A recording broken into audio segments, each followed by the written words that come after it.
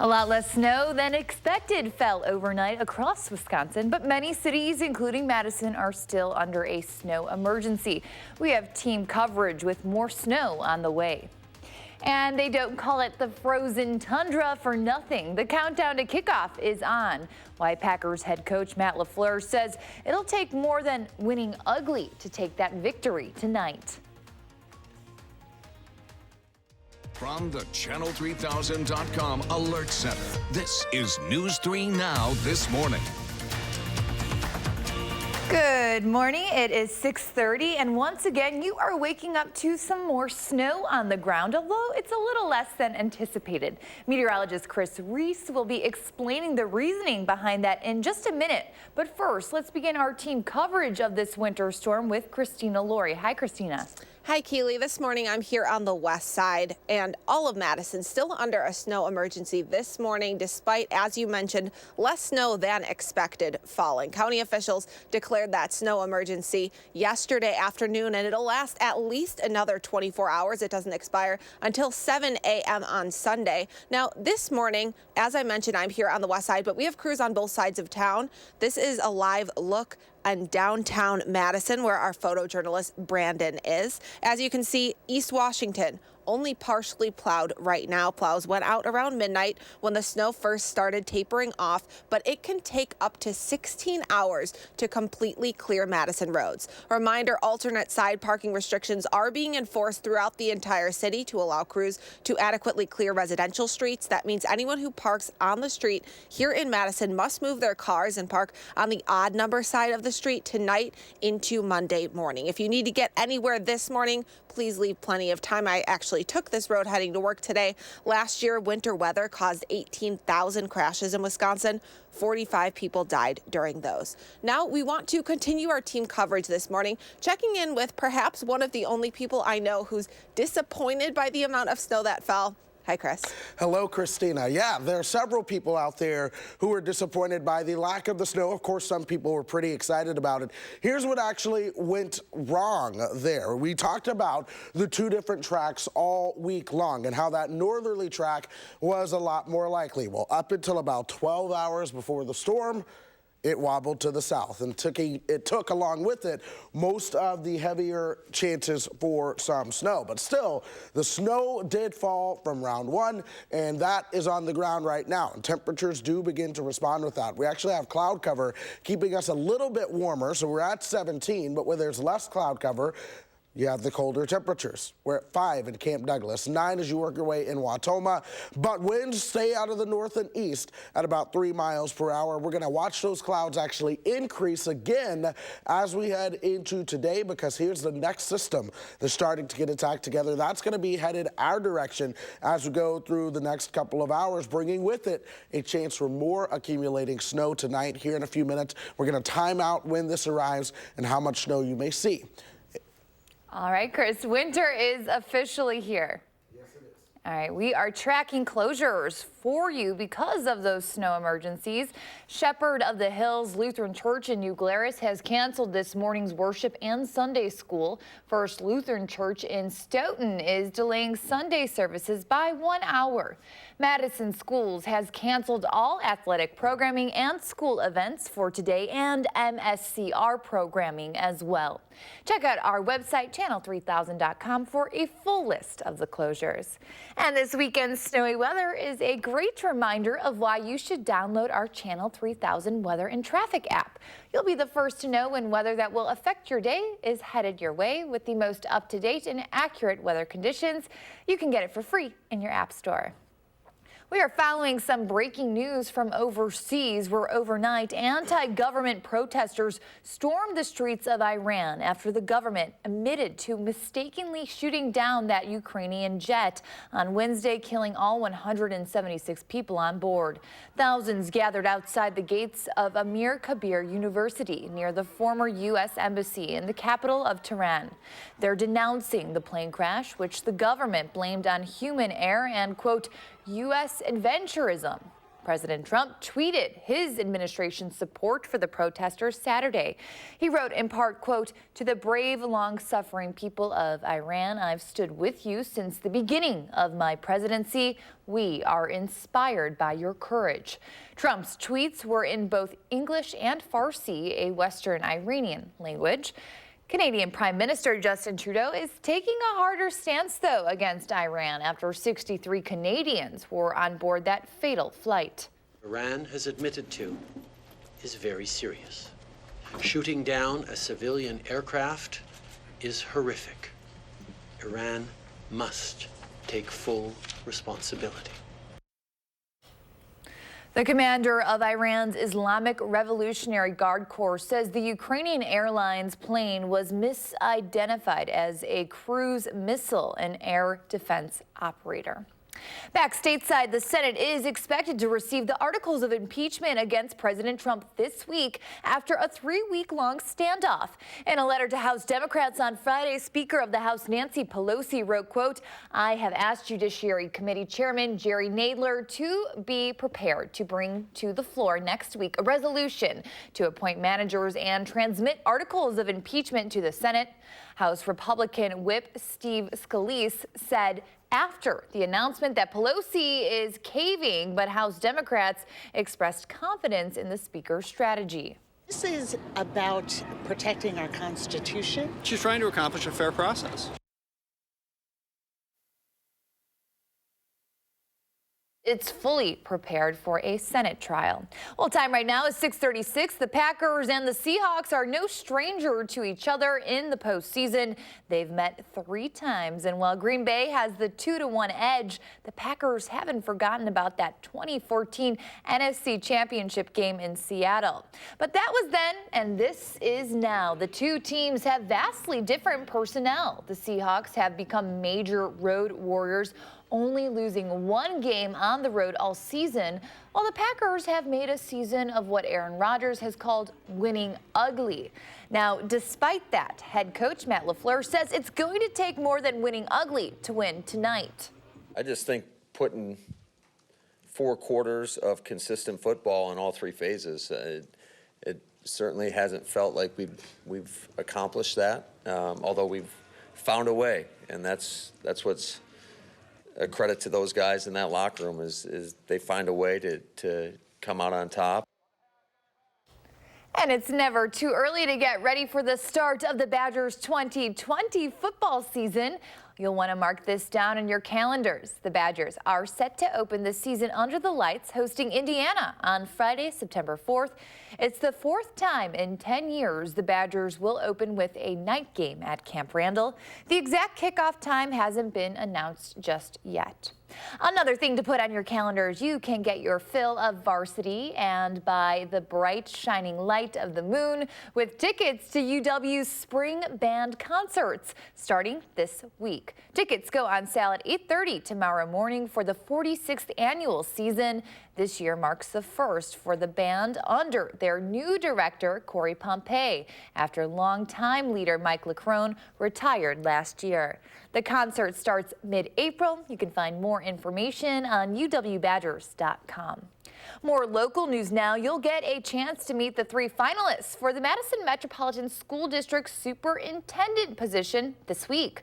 Dr. Matthew Gutierrez, Dr. Marguerite Vanden, Wayne Gard, and Dr. George Eric Thomas will be in town Tuesday through Thursday.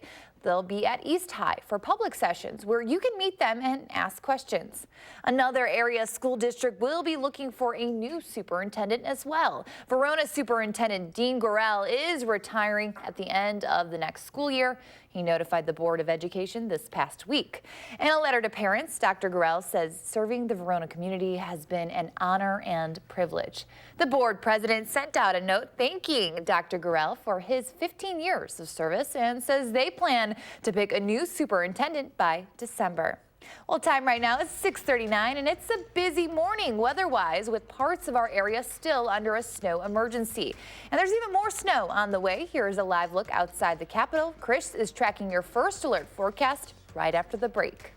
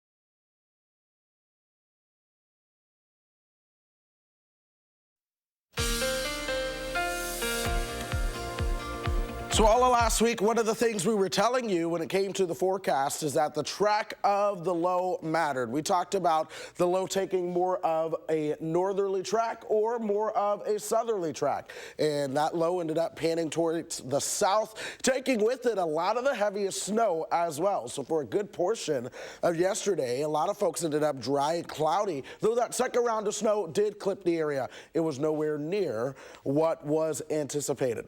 Back to the drawing board on that one. We continue, though, to look forward because there's going to be another chance of snow moving in. And now it's not on the map for us right now. Our storm from yesterday is pulling off towards the west, but pay attention to the state of Nebraska. This is that next system. It's small, it's meager right now, but it's going to be picking up in terms of moisture as we go through the rest of today and into tonight as that tracks towards the north and east. Now, here's a live look outside right now. Of course, things are relatively quiet.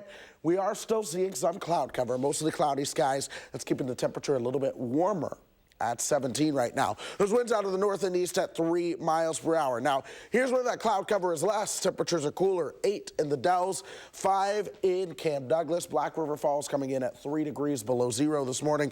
21 right now in Janesville. We're so much warmer there because there's not a lot of snow on the ground compared to the snowpack that you do have in place as you work your way towards the north and west. But here is how things pan out for us as we go through the rest of this afternoon. 11:30, temperatures topping out right around 18 degrees, or shall I say reaching 18. By 4:30, that's where we'll top out. I think we'll be into the mid and maybe even upper 20s as that next system begins to move in. Yes, you will get just a little bit of warmer air, but we are so cold. I don't think we're going to go above freezing, especially with that snow on the ground. The clouds are in the increase. You start to see the first streaks of snow moving in from the north. If you have plans for dinner time, I wouldn't alter those. I think the snow is going to move in after dinner. So here we are at 6:30. The temperatures are still in the 20s. The snow's starting to knock on the door of Wisconsin at this point. By 9:30, it's starting to move in. You're going to notice it from the north and west. It's gradually going to spread its way towards the east. Midnight to 3 o'clock in the morning is likely when the heaviest snow will fall. But it's going to be a quick moving system. So it gets on out of here by the time we get towards 5 o'clock in the morning. There may be some rush hour impacts tomorrow, but I don't think they will be all that big of a deal. It's a light snowmaker, so it's not going to be huge. You're talking generally perhaps 1 to 3 inches for a wide swath of Wisconsin, unless you are in the south and east again. This is once again the area that I think is going to end up with less snowfall overall. It all just depends on the overall track of that, but still some colder air comes in behind that, folks, as we get you towards Thursday especially. But we actually warm up Monday into Tuesday. We'll see those temperatures into the mid, maybe even upper 30s, and then we watch Wednesday closely, and we watch Friday and Saturday very closely as well. You know, I mean, all of us are so used to chaotic winter weather, but this is kind of all coming at once in, like, what, a span of 1 or 2 weeks? Yeah, you're essentially making up for lost time at this point. We were below average on snowfall after the insane start to the winter that we had, but the snow that we had yesterday and the snow that we have tonight, I think it's going to keep us just ahead. And crews, I mean, have been working really hard to remove the snow, but there's still a lot of snow on the road. There is more. There's a lot on the road, and there's more to come. All right, thank you, Chris. My pleasure. Well, it's no secret us Wisconsinites love a good adult drink on a cold winter night, and there's a new trend to try out. Find out why more distilleries are turning back the clock and reviving rye whiskey. That's next on News 3 Now this morning, Sunday.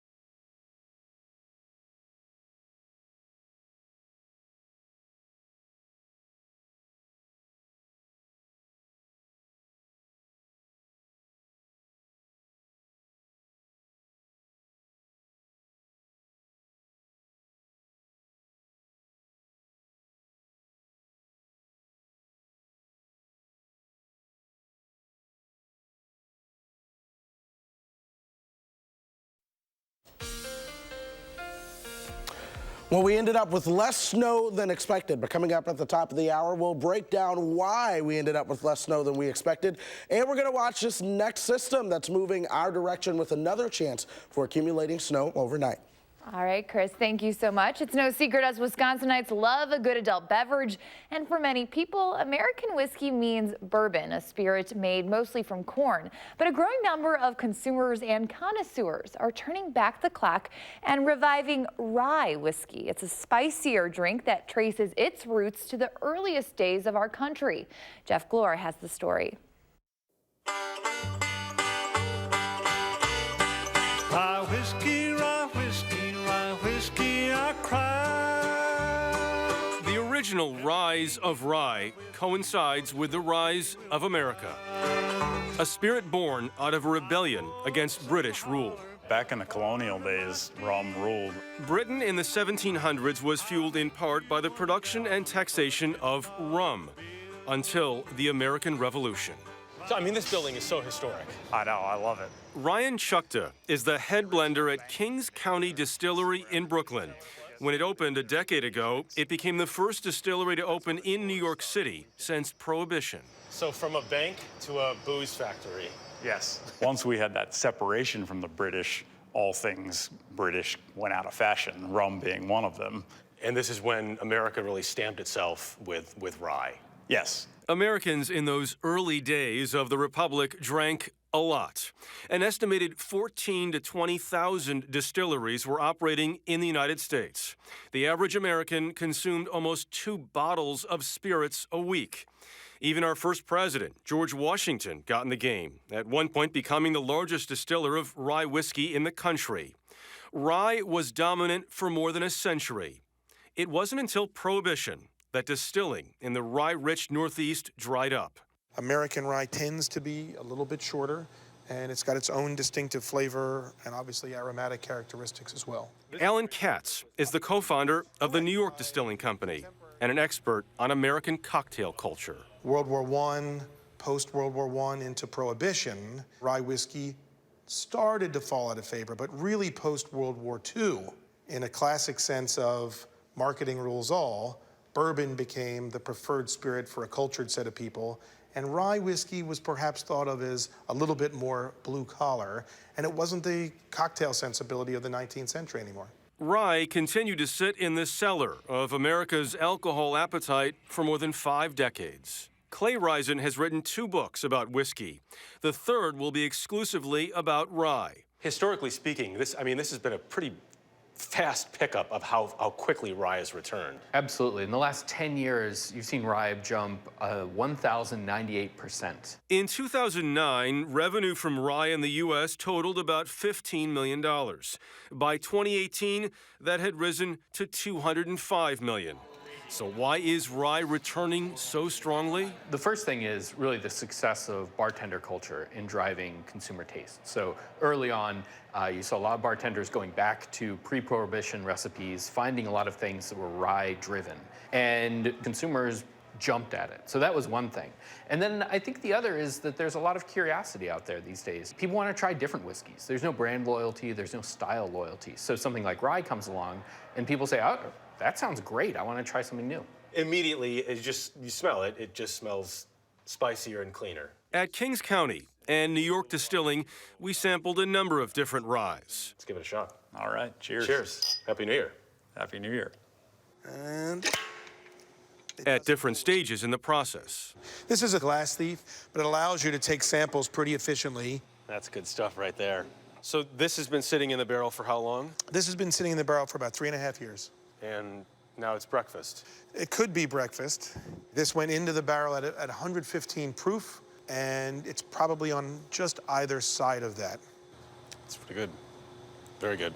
We're really in the platinum age of American cocktail culture, coast to coast and everywhere in between, because people are taking the time to pay attention to their ingredients and how they're using them in mixed drinks. If people are reluctant to try rye or intimidated when they hear about it, what do you say? First of all, what I recommend is that they go for something that's what you would call a relatively low rye. So something like Jim Beam Basic Rye, something like Wild Turkey. I also recommend that people try it in a drink first. Drinks like the old-fashioned. One of my absolute favorite cocktails. Or the Manhattan. And you can't really forget the classic Manhattan recipe. It's 2 ounces, in our case, of rye whiskey, half an ounce of sweet vermouth, and a little bit of bitters. Bitters adds another dimension, almost a 4th dimension to cocktails. Just gonna add 2 dashes there, and we'll give it a nice stir. Not only chilling it, but we're diluting it. Yeah. Because we'd like you to have more than one cocktail when you're And I at the bar. smell the bitters. You smell the bitters. That was the last ingredient. It's really sitting up on top of the ice a little bit. You can't really overstir a well-made Manhattan. And then equally so, to keep that drink cold, we'll put it in a chilled cocktail glass. Scrumptious. Good. Scrumptious. Cheers. Rye whiskey, rye whiskey, rye whiskey, I crave. Producers like Katz and Ryan Shukta believe rye is in the process of reclaiming its rightful place as America's historic spirit. Has any spirit had the roller coaster ride that rye has? I'm not sure that it has. I mean, that's a great analogy for a roller coaster ride. And I hope that coaster is just seemingly soaring and is never gonna fall again. I'll drink this rye whiskey till I'm laid in my grave. There is a full hour of news ahead on News 3 this morning, Sunday. Next, our team coverage of this winter storm continues with more on why we got less snow than expected and why that snow is still causing problems around Madison. But first, here is a preview of what's to come on an all-new For the Record. Good morning, everyone. I'm Neil Heinen. Today on For the Record, we're going to learn about a statewide, independent, membership-driven organization that aims to take democracy back and make it of, by, and for the people. The organization recently hired a familiar name and face to lead it, and Mike McCabe will join me to talk about his new job, and that's coming up this morning at 10:30 on News 3 Now.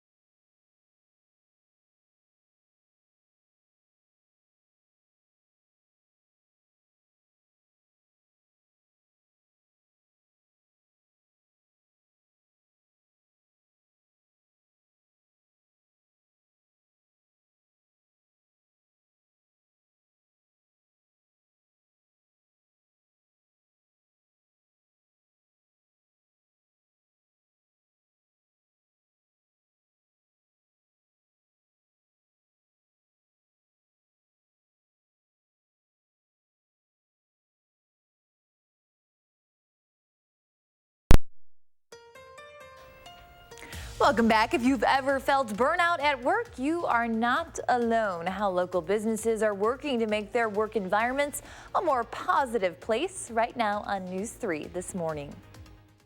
From the Channel3000.com Alert Center, this is News 3 Now this morning.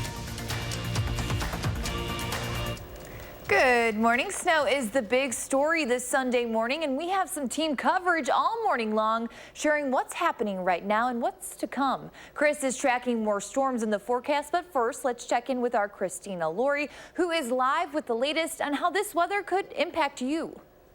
Hi, Keely. We've been monitoring snow emergencies across our area, and just within the last 45 minutes, Sun Prairie actually canceled its snow emergency. But here in Madison, I'm on the west side, we are still under a snow emergency. County officials say that's because even though it snowed less than anticipated, driving across our area will still be very difficult and even dangerous. The concern moving forward with the storm coming in is going to be that blowing and drifting. It's going to be a light snow. And when we combine that with the fact that we got a fair amount of ice last night on a number of our roads, we are urging people to exercise extreme caution. That was Joe Parisi, who says that ice is creating challenges for snow plows. About 60 plows have been on the road, sanding, salting, and scraping the ice off the road. Interstate, the Beltline, some of those roads are going to clear up and be really good. But as you get to some of the other roads that are east-west roads, the wind and some of those places that are ice, they're going to be rapidly changing conditions. The county is now asking that drivers be respectful of the snowplows by giving them plenty of space, not passing them in tight situations. And he says it's important for neighbors to look out for each other, check in on those who might be vulnerable. Now, Madison's snow emergency is still going to last for about another 24 hours. It doesn't expire until 7 a.m. tomorrow. And Chris, now I want to check in with you to see why we got less snow than expected. Yeah, Christina, it's all about the track of the low overall. All week long, we talked about two different tracks that low may take, the northerly option or the southerly option. And that northerly option is the one that became a lot more likely. Every single piece of forecast guidance that we as forecasters use showed that northerly track. However, the southerly track is what happened. And with that axis of the heaviest snow trended towards the south. The storm was overall weaker as well. So because of that, we did not end up with that secondary round. Here's that storm now pulling away towards the north and east. But I'm watching this next band of snow that's starting to develop just towards the south and west. I think that gets its act together and brings with it another round of some light accumulating snow overnight tonight. Coming up in about 10 minutes or so, we're going to be breaking this down, timing out when it arrives and how much snow folks may see. All right, Chris, thank you. I know you've been working very hard to track all of this. Absolutely. Thank you. As we dig out from the snow, the Packers are getting ready to take on the Seahawks. Quarterback Aaron Rodgers and Seahawk quarterback Russell Wilson have a Super Bowl ring apiece, but after tonight, only one will have a chance at number 2. The Packers are 7-1 at home this season, but Seattle's 8-1 on the road. Rodgers said he's been on teams that were an injury or a play away from a chance at the ring, and said he knows how important it is to take advantage of this opportunity. It's on my mind every day. I mean, that's why we play the game. That's why you put in the time in the offseason. That's why you do the little things. It's to put yourself in this position where we're 2 games away from being able to compete for that. So, I mean, I'm 36. I know what this is all about. This is an important opportunity for us. I feel like I got a lot of really good years left, but you never know. You can watch that matchup tonight at 5:40 over on Fox. We turn now to breaking news from overseas, where overnight anti-government protesters stormed the streets of Iran after the government admitted it mistakenly shot down a Ukrainian passenger jet on Wednesday, killing all 176 people on board. Thousands gathered outside the gates of Amir Kabir University near the former U.S. Embassy in the capital of Tehran. They're denouncing the plane crash, which the government blamed on human error and, quote, U.S. misadventure. President Trump tweeted his administration's support for the protesters Saturday. He wrote in part, "To the brave, long-suffering people of Iran, I have stood with you since the beginning of my presidency. We are inspired by your courage." Trump's tweets were in both English and Farsi. Canadian Prime Minister Justin Trudeau is taking a harder stance against Iran after 63 Canadians were on board that fatal flight. Iran has admitted to is very serious. Shooting down a civilian aircraft is horrific. Iran must take full responsibility. The commander of Iran's Islamic Revolutionary Guard Corps says the Ukrainian Airlines plane was misidentified as a cruise missile by an air defense operator. Back stateside, the Senate is expected to receive the articles of impeachment against President Trump this week after a 3-week-long standoff. In a letter to House Democrats on Friday, Speaker of the House Nancy Pelosi wrote, "I have asked Judiciary Committee Chairman Jerry Nadler to be prepared to bring to the floor next week a resolution to appoint managers and transmit articles of impeachment to the Senate." House Republican Whip Steve Scalise tweeted after the announcement that Pelosi is caving, but House Democrats expressed confidence in the Speaker's strategy. This is about protecting our Constitution. She's trying to accomplish a fair process. Says it's fully prepared for the Senate trial. A new Gallup poll study shows 2/3 of full-time workers experience job burnout, and those who experience it are more than twice as likely to be searching for a new job. Only on News 3 Now, Gabriella Becerra looks into how companies are battling that phenom. I have worked in the investment business, which was a period of extremely long hours and no work-life balance. So when Paul Shane made the switch to the tech industry, work-life balance became an important factor in building his company. How could we create a culture that was really inviting and inclusive for everybody? How could we create a business model that provided the resources to reinvest in the business and reinvest in our people? Single Wire distributes an emergency and mass notification system called PHARMACIST. The company employs more than 100 people, and over the past 10 years, Shane says he's focused on what is best for the company and those employees. We've tried to create an environment for success, and what we mean by that is the tools you need, the education you need, the opportunity to engage with customers and learn firsthand what they need, and then also an opportunity to try to create a physical environment that's really pleasant. Signs of job burnout could range from fatigue and low motivation to illness and depression. Leaders at companies voted the best place to work in Madison say meeting with employees regularly could bring those issues to light. Take Heather Kleist with digital asset management company Wyden. That's where you can catch those signs early on and figure out the reasons behind it. You know, is it due to their job, or do they no longer have a passion for the business that we're in? And a lot of times what we found is it's stuff going on in their personal lives as well. Most people talk about that they really value that they feel like they're a part of the team, that they understand that we value them as humans and we value their families. Anna Stern, who runs Tri-North, is one of many companies that make it possible for employees to do their entire job from home. Understand that life happens and that we need to provide an opportunity for people to deal with the work-life challenges that come along. Burnout also takes a toll on the company's health, something Shane looked at when starting Single Wire. How could we create an environment that people wanted to come and work here and stay here for a long time so that we could reduce our turnover? That makes a sense of mutual trust and fair treatment between boss and employee. If you give people that flexibility and you hold them accountable for what they need to get done, and they're accountable to and for each other, we find it is not a problem. And we find that people embrace it, they welcome it, they value it, and it makes for a better job satisfaction. And that's something we can all work toward. Gabriella Becerra, News 3 Now.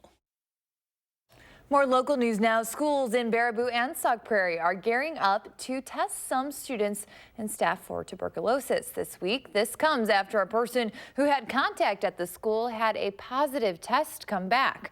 But they also had negative tests and have not exhibited any symptoms, meaning they were likely not contagious, since tuberculosis only spreads while the person is symptomatic. The Sauk County Health Department said these tests, which will be at no cost, are out of an abundance of caution. They said it is a difficult disease to catch. One of the analogies I like to use is that if you were on an airplane with somebody with active, symptomatic, coughing tuberculosis for 8 hours, we would test 2 rows in front of that person and 2 rows behind them. Nobody else on that plane would be tested in the initial phase of testing. The Sauk County Health Department said they had to contact about 50 people to let them know they might have been exposed to someone with tuberculosis, adding everyone who had even a slight risk has been contacted. Time right now, 7:09, and you are taking a live look outside. Chris is tracking your first alert forecast just ahead.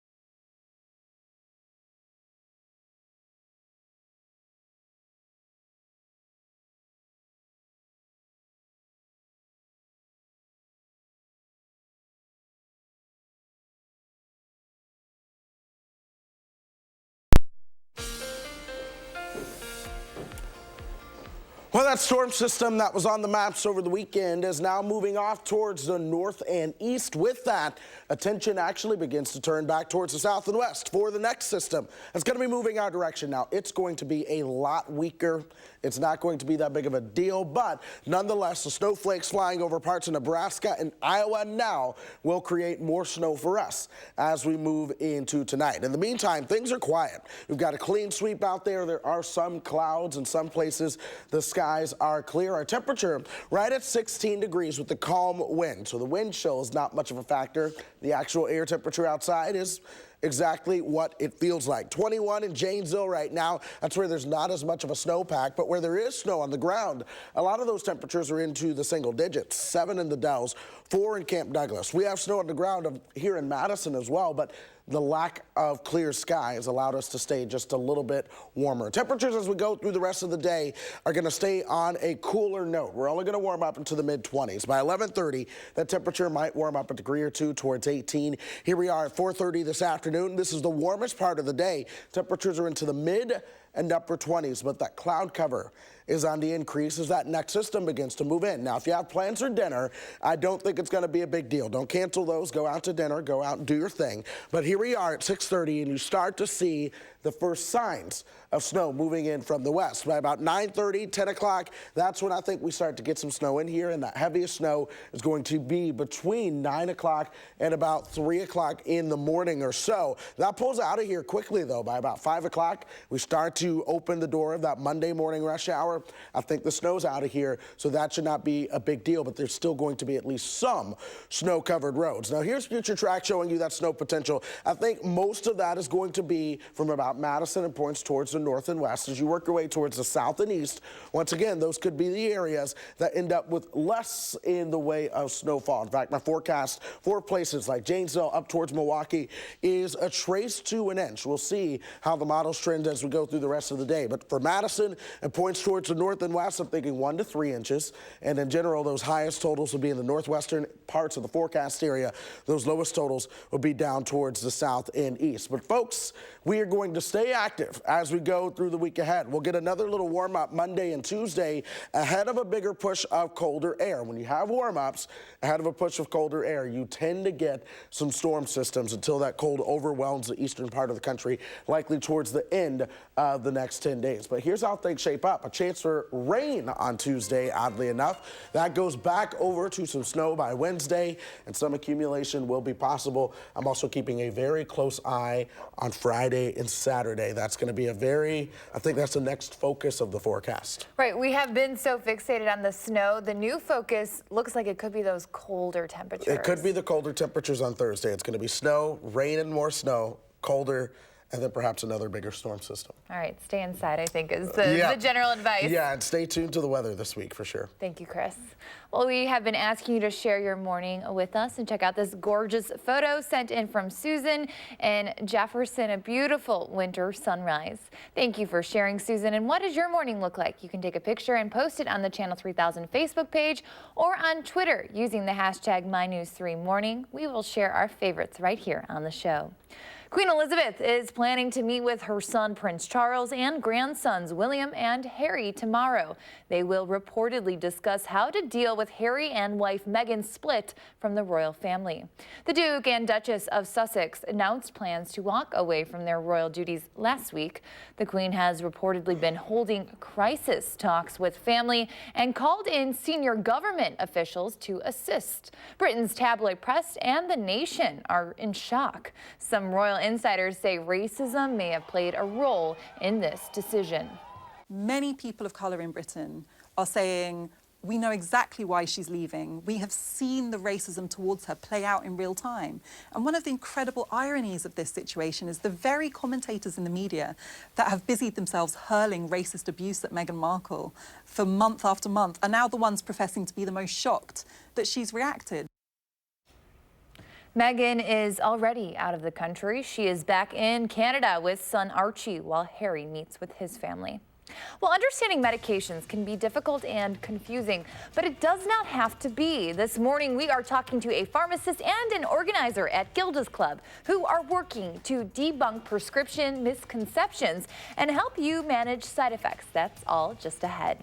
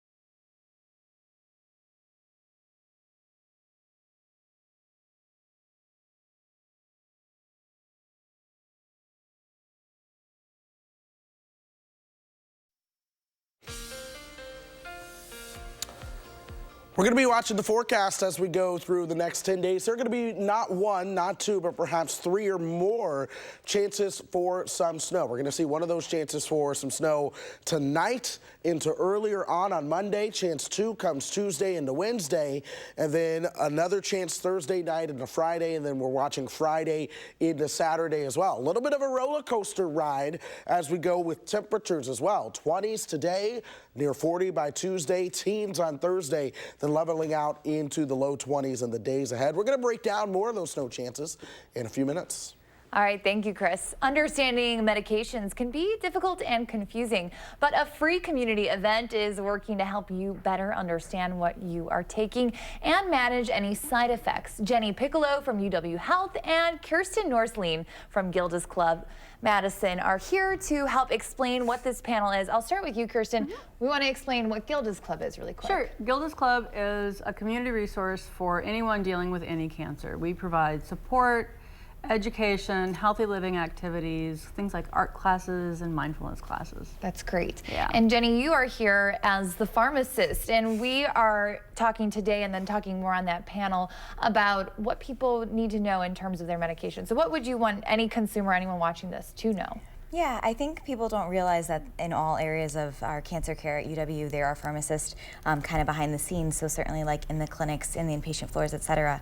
And we want you to be able to understand your medications and know what you're taking and why. And so certainly just knowing that you absolutely could always speak to us, and we'd be happy to review that type of thing with you and make sure that you understand the reason that you're taking these medications. Yeah, I love that, because I think so many of us just take what's prescribed, you know, people not suffering with cancer all across the board. We just take that. What should people be like listening, tuning into their bodies to know? I think definitely paying attention to, there's obviously listed side effects and things that can be common, but it doesn't mean that that's exactly how it's going to affect you.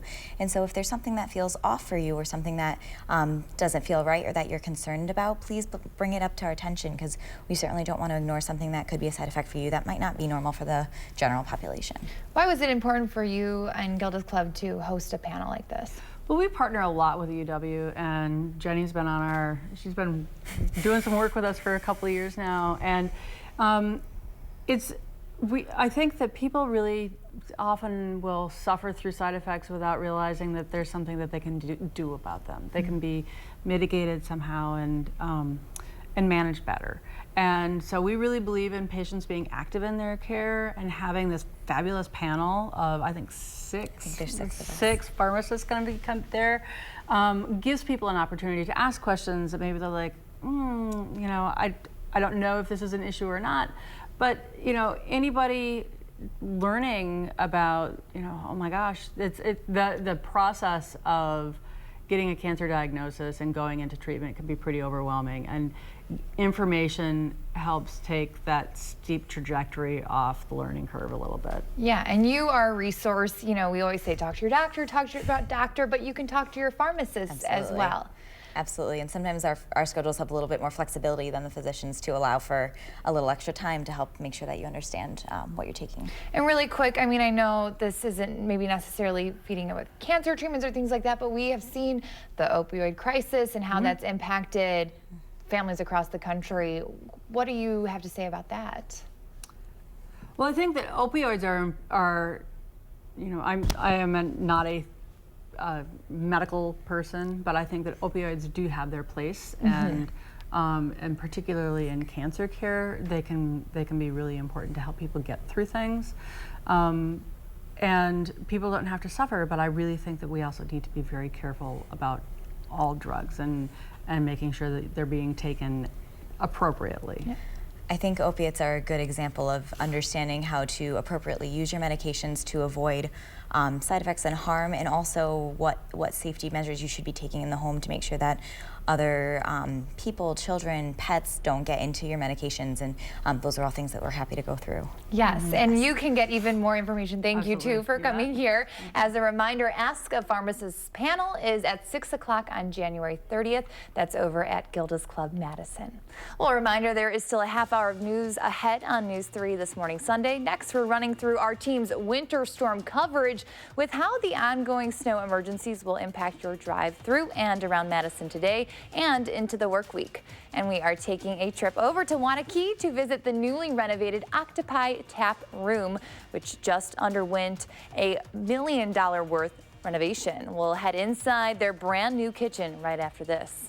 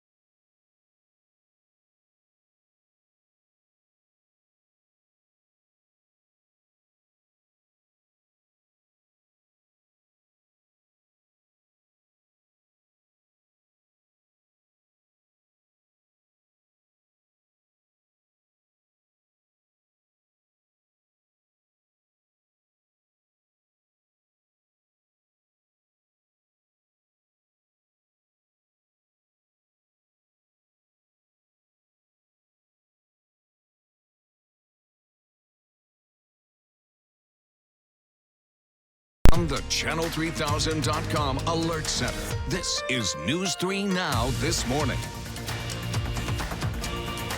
Good morning. It is January 12th. I am Keely Arthur. We are starting with team coverage this morning, covering those winter storms. Let's take it over to Christina Laurie right away, who is tracking what this snow means for you.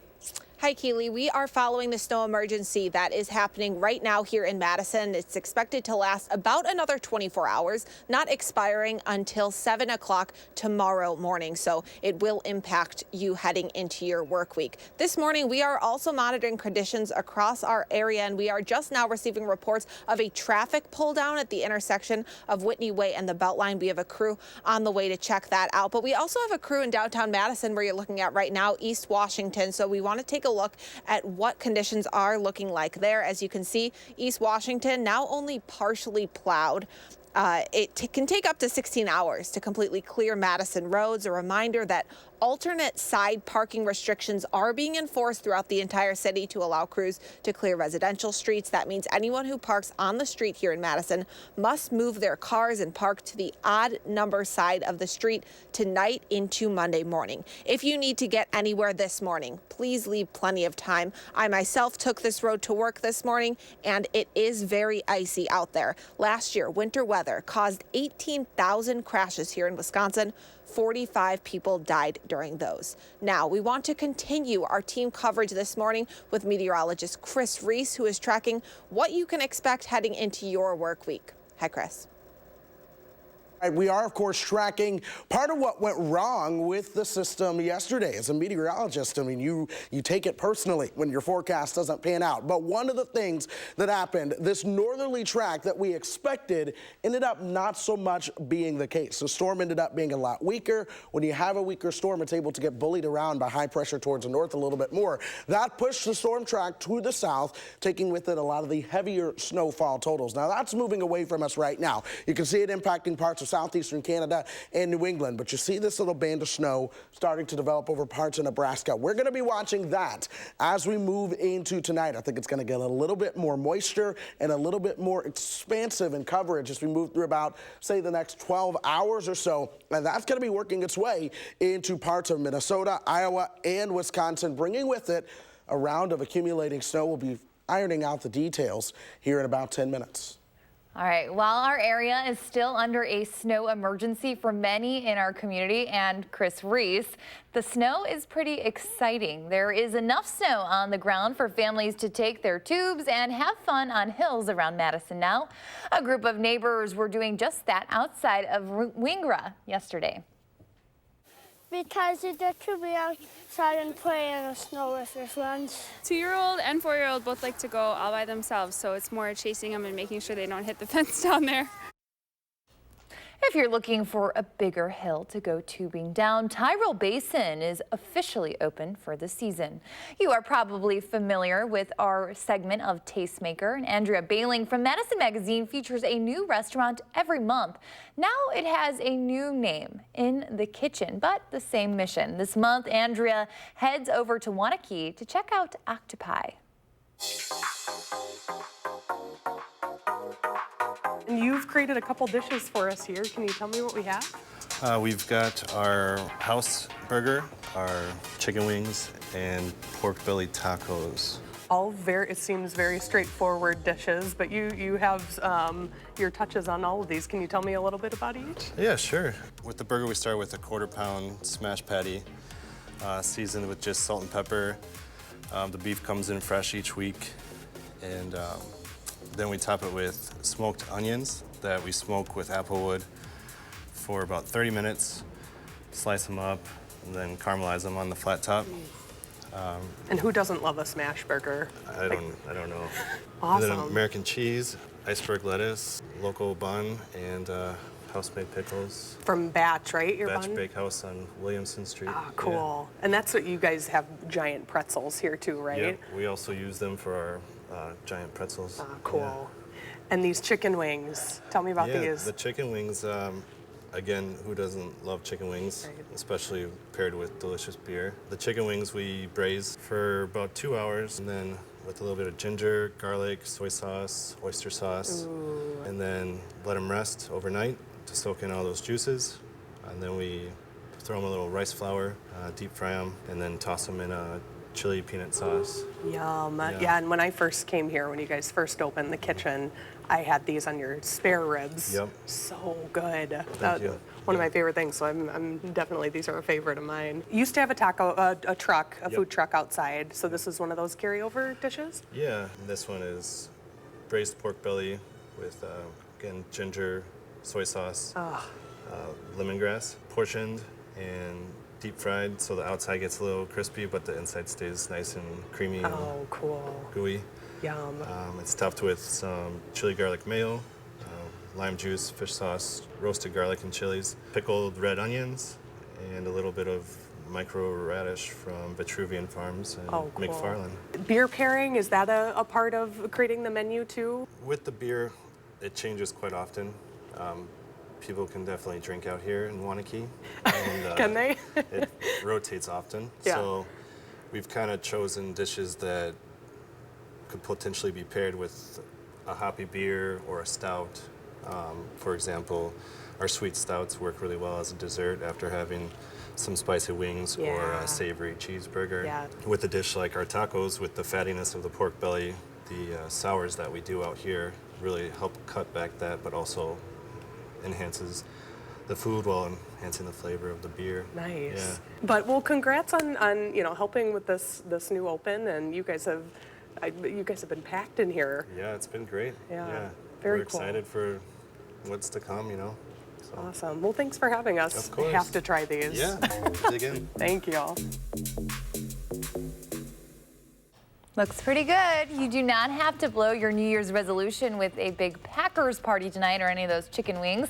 Cousin Subs is back in studio this morning with their new sub in a bowl concept that you can also replicate over in your home. We will be right back.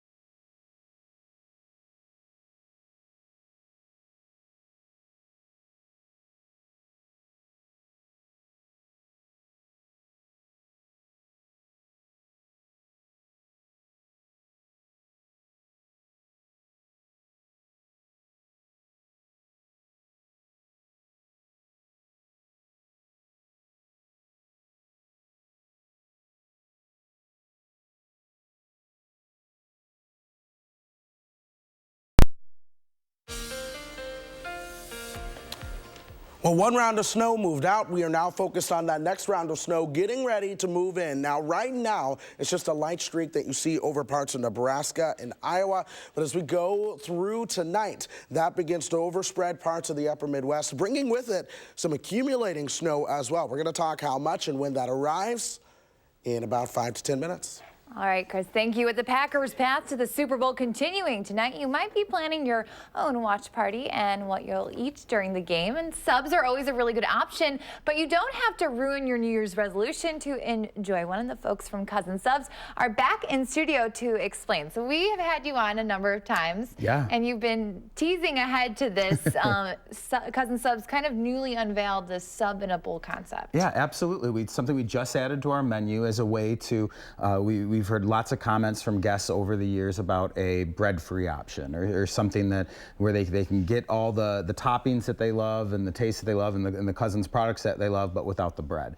And so this is our solution to that. This really does probably cut down on a fair number of calories, right? Yep, and then those carbs. So people that are gluten sensitive, people that are trying to have a more plant-based diet or looking for a keto option at a sandwich shop, this is their solution to that. So. And have you had one of these? Are they still pretty good? Yeah, I mean, it's great. My favorite, I like our pepperoni melt. I like our cheesesteak. That's a really popular one that people are getting on the mixed greens instead of on the bread. And it's just as flavorful. It's the taste that you're used to and what you love, what you enjoy. I mean, it's the real McCoy. It's not it's still just as good. You don't feel like you're sacrificing anything. I love the idea of a low carb Philly cheesesteak. That sounds fantastic. Exactly. Yeah, that's what we're presenting basically is a low carb version of that. So. And I know everyone can.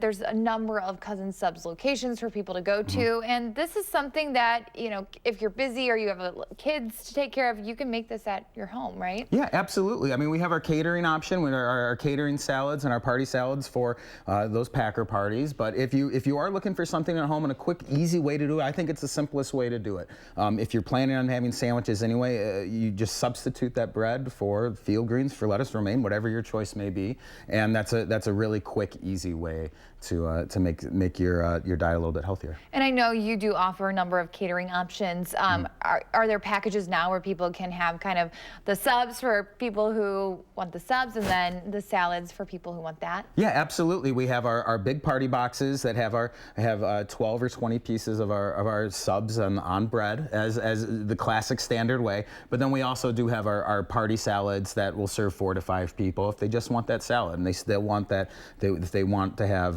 the ham and provolone on top, if they want to have different proteins or different toppings on, they still can. So it still is like the sub. It's everything but the bread. All right. So. Well, thank you so much. And we love when you come in. It always smells good. We always feast after the show. Fantastic. So thank Wonderful. you so much. Our pleasure.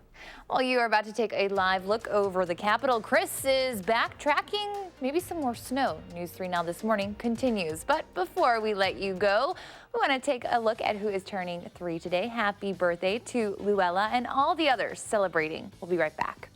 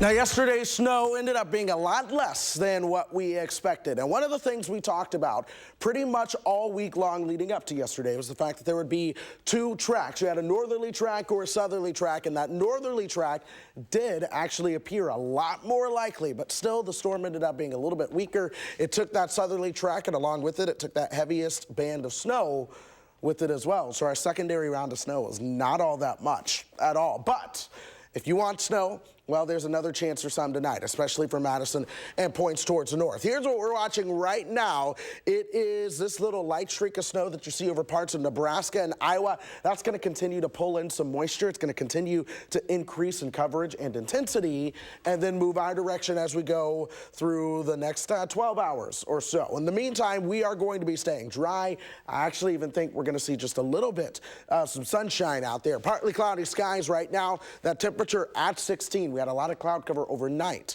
and with the wind, that didn't allow those temperatures to drop all that much. But we are staying in the teens for now, folks. 21 in Janesville, where there's not a lot of snow on the ground. Instead, it is the freezing rain and a little bit of snow. But where the snowpack is a little bit heavier, that's where those temperatures are colder. 4 in Camp Douglas right now. Let's put this into motion. Let's show you how things pan out as we go through the rest of today.